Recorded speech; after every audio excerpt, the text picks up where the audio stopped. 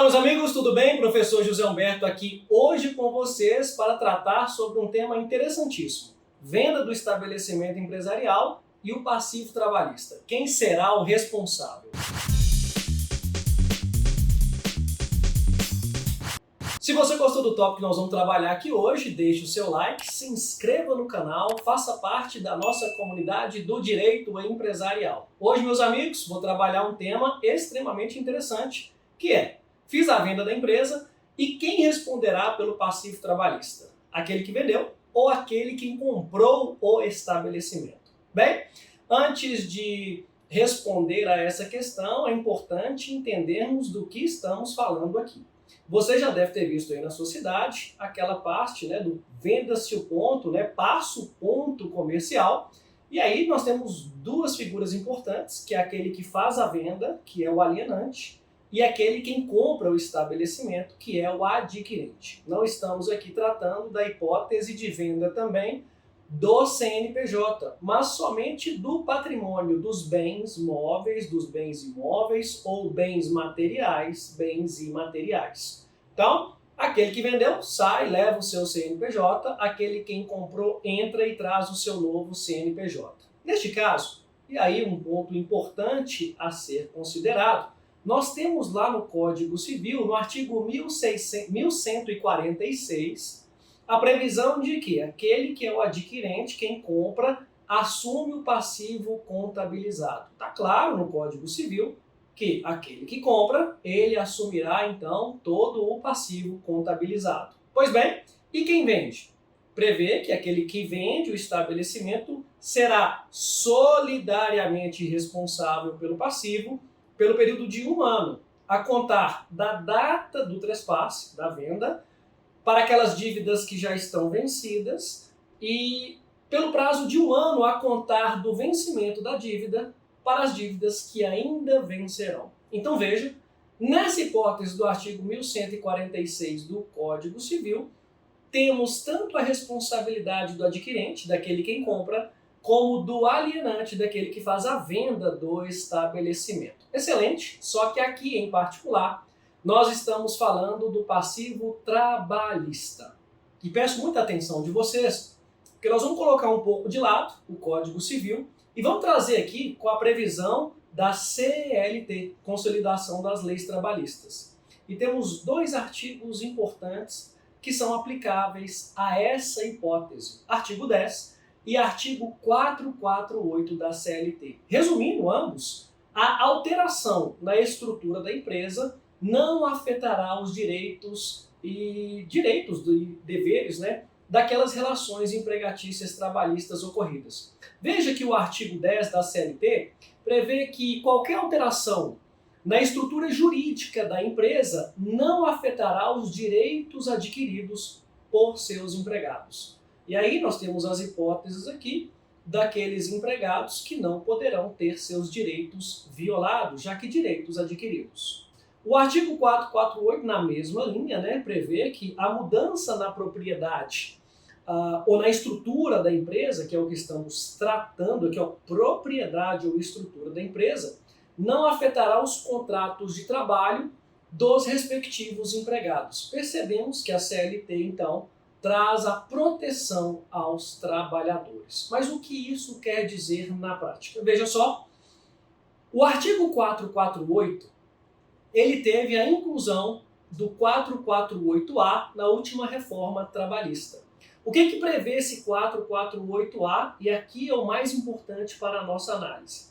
Ele diz o seguinte: caracterizada a sucessão empresarial ou de empregadores, como citados aqui no artigo 10 e 448, é o que está acontecendo, a sucessão empresarial, porque sai o alienante e entra o adquirente.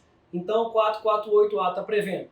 Ocorreu essa hipótese de sucessão patrimonial, empresarial, como está colocando, as obrigações trabalhistas aqui no caso, inclusive aquelas contraídas à época em que os empregados trabalhavam para a empresa sucedida, veja só, são de responsabilidades do sucessor. Veja que o artigo 448A traz não alienante e adquirente, mas sucedida e sucessor. Está dizendo que o sucessor, ocorrendo a sucessão empresarial, ele responderá pelos encargos trabalhistas, inclusive da sucedida. Veja, obrigações trabalhistas contraídas, inclusive, à época em que os empregados trabalhavam para a sucedida. Bem simples, veja.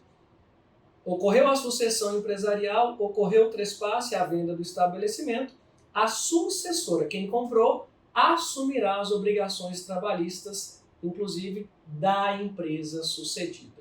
Aí nós temos um detalhe muito relevante, porque esse mesmo artigo 448A, temos o parágrafo único que prevê o seguinte, olha só que interessante. A empresa sucedida, aquela que fez a venda, que vendeu o seu negócio, responderá solidariamente, olha essa palavra, solidariamente, com a sucessora, quando ficar comprovada fraude na transferência.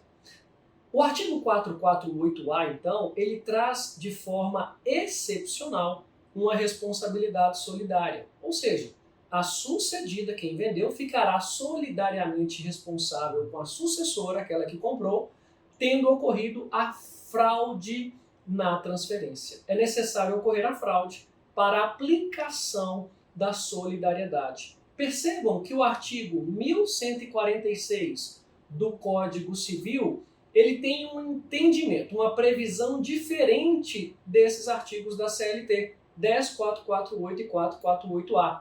Enquanto no Código Civil a solidariedade do sucedido, daquele que vendeu, é presumida pelo prazo de 1 ano, aqui na CLT não. A regra é que a responsabilidade pelas obrigações será de quem comprou, do sucessor, e solidariamente da sucedida de quem vendeu, na hipótese de ocorrência de fraude na transferência. Olha só que interessante isso.